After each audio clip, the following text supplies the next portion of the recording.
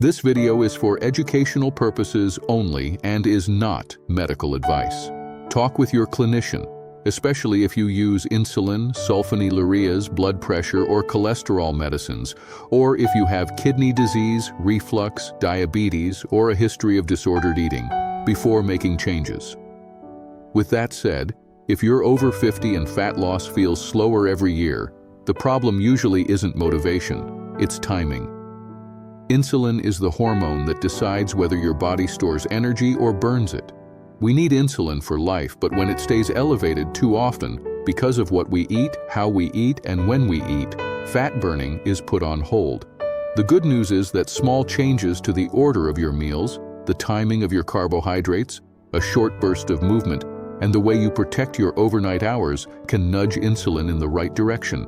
Think of this as flipping an insulin switch back to a calmer setting so your body can tap into stored fuel between meals and overnight. Here's the simple idea. Instead of trying to starve yourself or chase perfect macros, you stack 4 easy habits you can maintain. First, you sequence your meals, so the first bites you take slow down the glucose surge from the rest of the plate. Second, you shift most of your starch earlier in the day, when your body usually handles it better, and keep dinner lighter on fast carbs. Third, you add a short, strategic movement right after the biggest carbohydrate meal, so your muscles act like sponges and soak up glucose without needing as much insulin.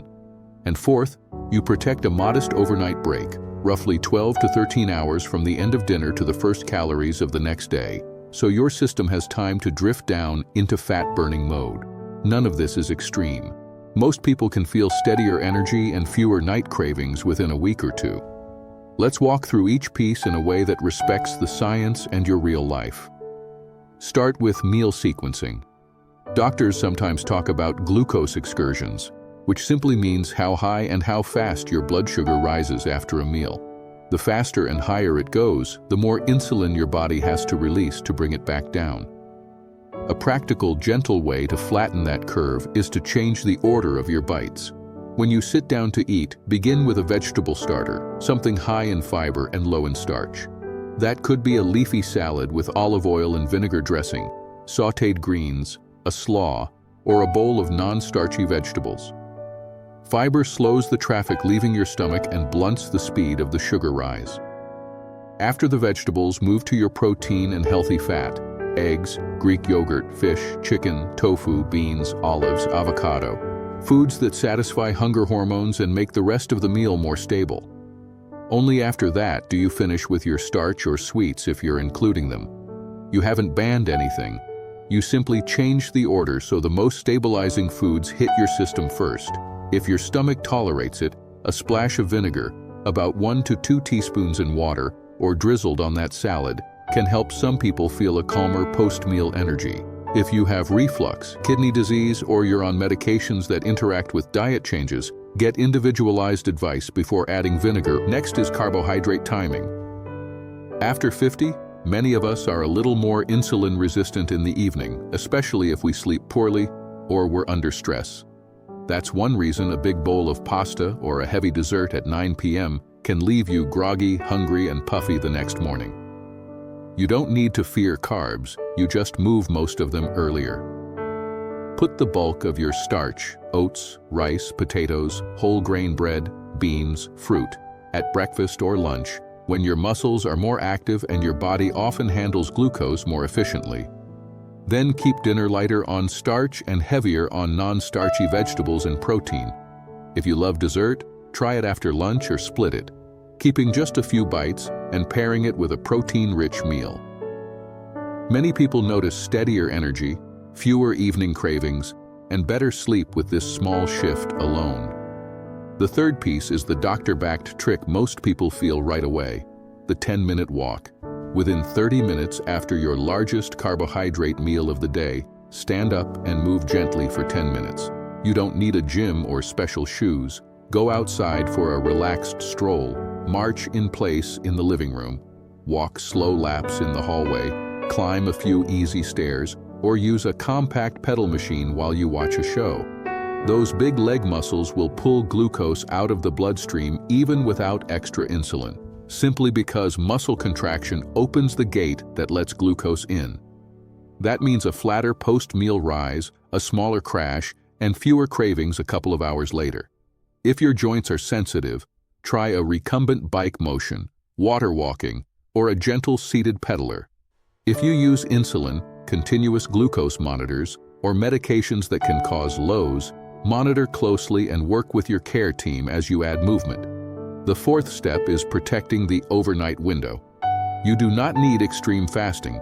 Aim for about 12 to 13 hours between the end of dinner and your first calories the next morning. For example, if the kitchen closes at 7 p.m., breakfast might be at 7:30 or 8 a.m. That modest span helps insulin drift down so your body can tap into stored fat while you sleep. If 12 hours is difficult right now, begin with 11 and extend by 15 to 30 minutes each week. Keep an eye on how you feel. You should wake clear-headed and ready to eat a balanced breakfast, not ravenous or shaky. If you're on medications that can cause low blood sugar or you have medical conditions that make fasting risky, do this only with your clinician's guidance.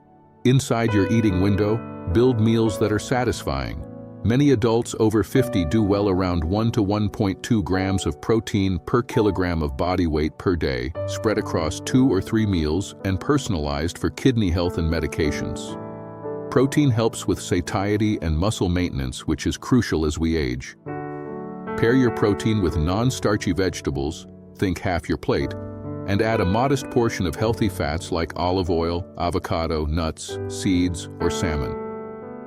For smart carbohydrates, choose berries, apples, oats, beans, sweet potatoes, and brown rice, and place most of them earlier in the day.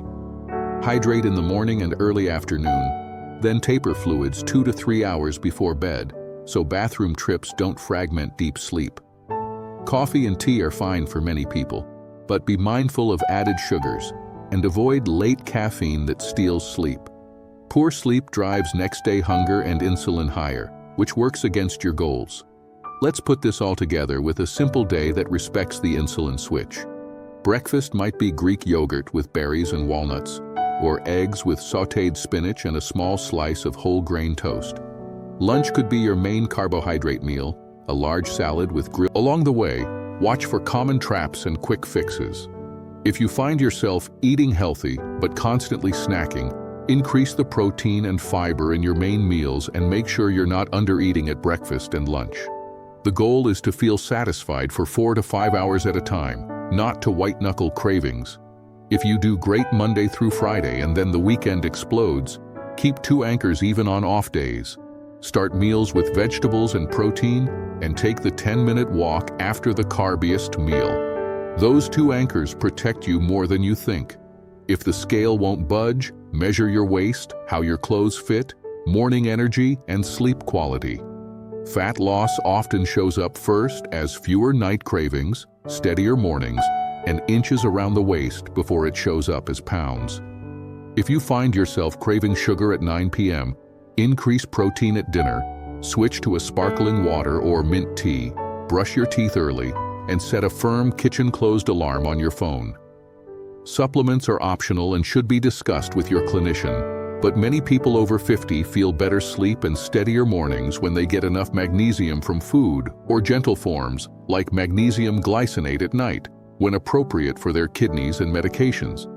Likewise, maintaining vitamin D within a healthy range, often combined with vitamin K2 for calcium handling under professional guidance, can support musculoskeletal health, and adequate dietary zinc and B vitamins support overall metabolism. That said, supplements do not replace the 4 core behaviors.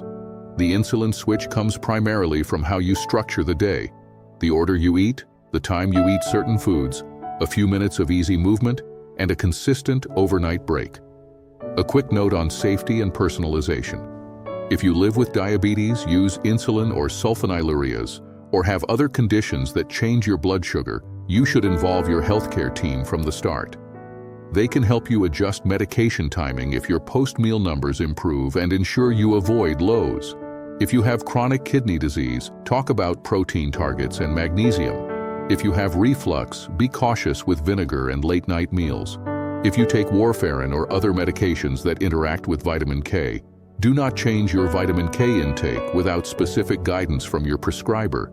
And if you have a history of disordered eating, any approach that involves fasting windows should be tailored by a professional who knows your story. As you practice, keep a simple 7-day log. Write down your meal sequence, your carb timing, whether you got your 10-minute walk, when you close the kitchen, your sleep hours, and a 1 to 10 rating for morning energy and evening cravings. Patterns will appear quickly. Maybe you'll discover that moving dessert to lunchtime is the single change that flips the switch for you, or that moving dinner 30 minutes earlier gives you deeper sleep and a noticeably flatter belly bloat the next day.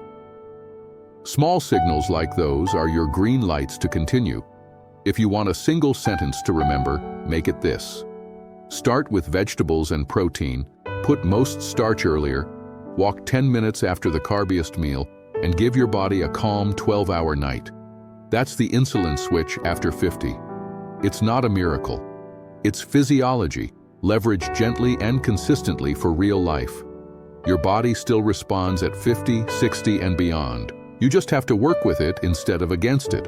If this helped, share it with someone you care about, and subscribe for more evidence-informed routines focused on sleep, blood sugar, strength, and healthy fat loss for Americans over 50.